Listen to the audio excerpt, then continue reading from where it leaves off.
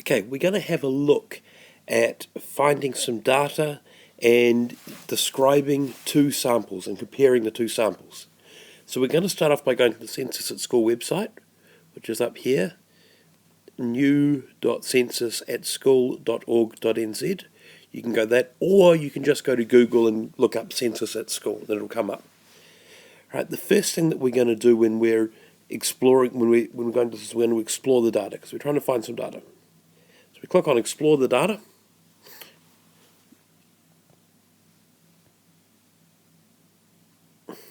And then we're going to use the data viewer.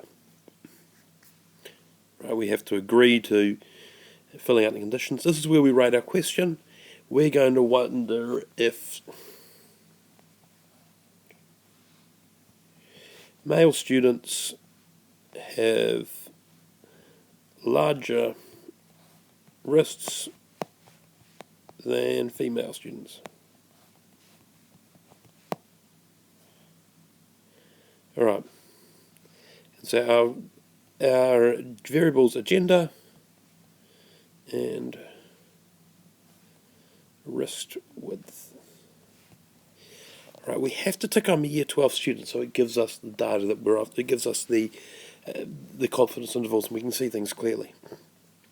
Now, I'm going to choose by year because I only want to get high school students. So I'm going to get rid of the ones that are not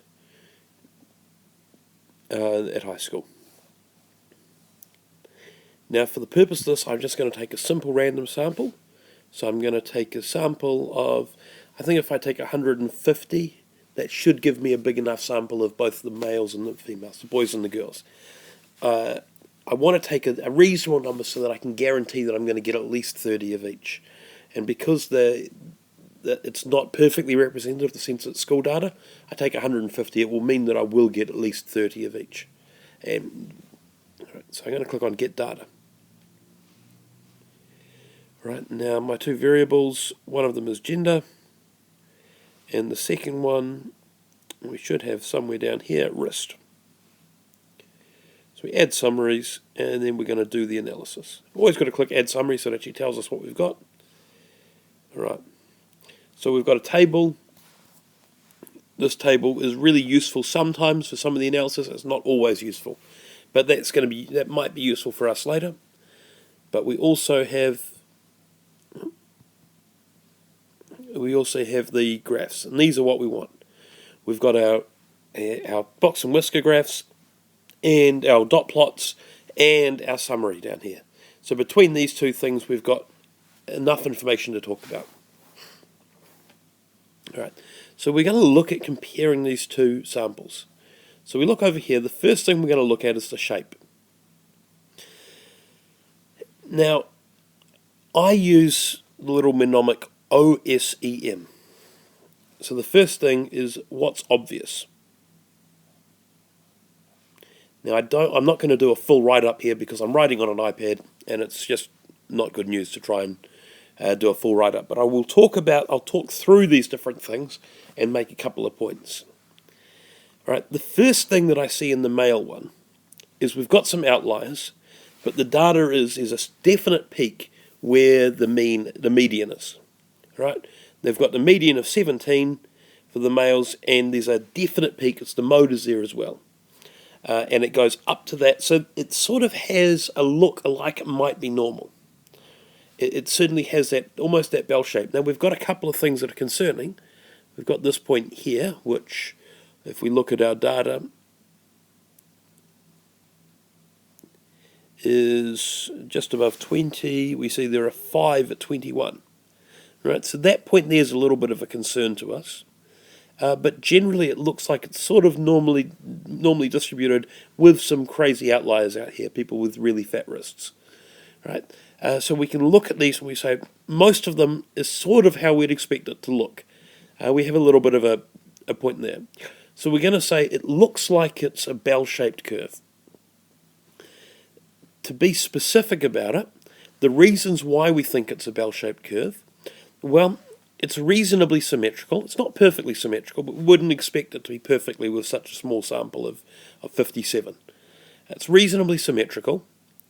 The mean is is 18.1, the median is 17, the mode is 17. So looking at those three things, they're all reasonably similar. So we could say the central tendency, all of the numbers in the middle are about at the same point. We have a few outliers far away, but most of the data is all reasonably close. If we look at our standard deviation here, for male it's 3.9. So if we look at 3 standard deviations away from the mean, that's roughly 10 away from the mean. So we're looking at most of the data should be between 8 and 28. And we have some of this data out here at some crazy numbers. We have 3 points that are outside that. So 3 points out of 57, that's more than 99%, there's more than 1%. So that's a concern, but these are clear outliers. The majority of the data is within that 3 standard deviations, and in fact most of it's within 2 standard deviations. So I look at that and I say, well, it does look a bit like a bell. It does have the central points all at about the same point. The mean, the median, and the mode are all roughly similar. And most of the data fits within 3 standard deviations. It's roughly symmetrical. So I could say normal is likely to be a good model for this. We're likely to be able to say that it is reasonably normally distributed. If we draw on it, we can see it does have that sort of bell shape. And that's sort of what we're after. I look at the female one. Well, the female one, we've got more data. We've got 87 data points here. And again, it looks reasonably normally distributed, but it is a little concerning that how flat it is in the middle here. We'd expect a few more at 17 and a few less a few more at 16 and a few less at 15. But all of that data is bunched up really tightly together. So I'd mention that you've got 50% of the data, or more than 50% of the data, between 15 and 17. And so the rest of it that's spread out is quite a small portion of the data, right? So we certainly have this group here that's a lot of the data in that one little tight box. Now again, with this, that's why the standard deviation is so low, because it's really not very spread out. Right, and if we go if we go 3 standard deviations away, it's only going to be 6 either side of the mean. So we're going to be looking at roughly 10 to roughly 22. And we should see 99% of the data between 10 and 22. And it turns out we do have roughly 99% of the data in that range. So we'd look for this one. It looks reasonably symmetrical. It looks quite bell-shaped, but it does have a strange sort of... the points at 15 and 17 are bigger than we'd expect if it was perfectly normal.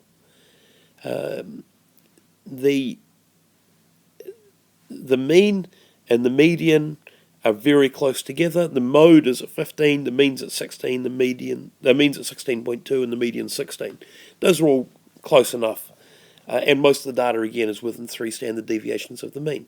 So we'd say that this is probably normal as a reasonable model for this. It's not perfect, but it's not going to be perfect with only 87, with an N of 87. We'd expect it to vary a little bit, but normal looks like it's a fairly good thing.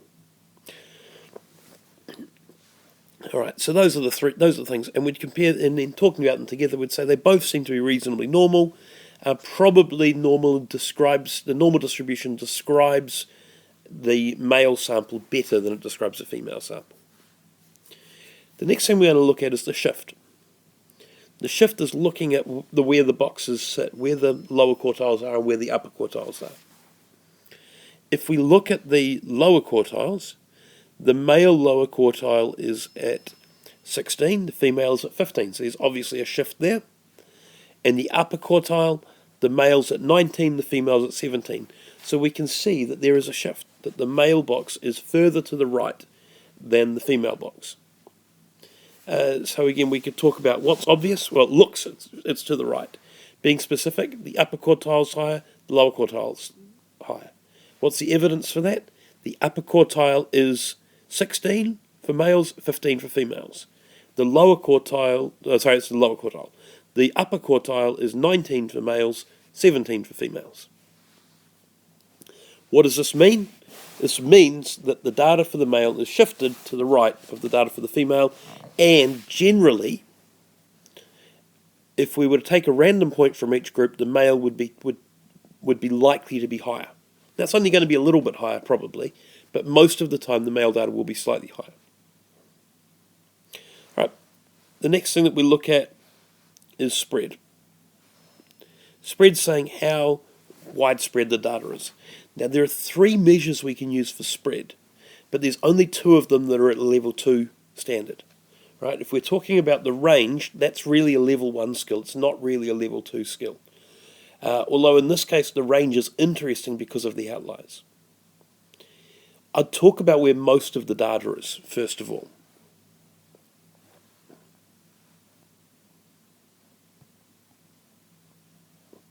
Right, so for the male, most of the data is between 14 and 23.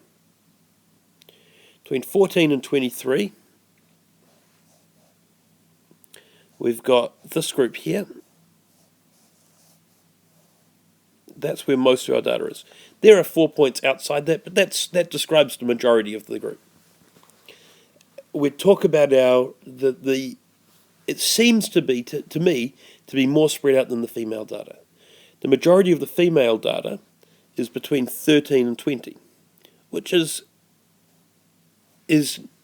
similar, but less than the male spread. And to be specific on that, we'd say the box for the male is bigger than the box for the female. The interquartile range for the male goes from 19 to 16, which is 3. The interquartile range for the female goes from 17 to 15, which is 2. So the interquartile range is larger. The standard deviation for the male is 3.9, whereas the standard deviation for the females is 1.9. So the standard deviation for the males is roughly twice as big. The interquartile range is 30% bigger. So if we look at those things together, we can say that what that means is that on our sample, the male data is more spread out than the female data. We can't talk about the population yet, we just talk about a sample. So we have to specify that in our sample, the male data is more spread out than the female data. The final thing we talk about is measures of central tendency. Which is the best to use? For the male data, we've got a mean, we've got the median and the mode are both at the same point at 17. The mean is a little bit higher at 18.1, but the mean is affected by the outliers. And we have these outliers over here that are dragging that mean up. So because of those outliers, the mean's not really a very good description of where the centre is. If we look at our mean at 18.1, that's putting our mean in here somewhere. Now that's not a measure really where the centre of the data is. Right? So the best data we've got, because of those outliers, we say the best indication of the central tendency is the median for the male. For the female, it's perhaps not quite so clear.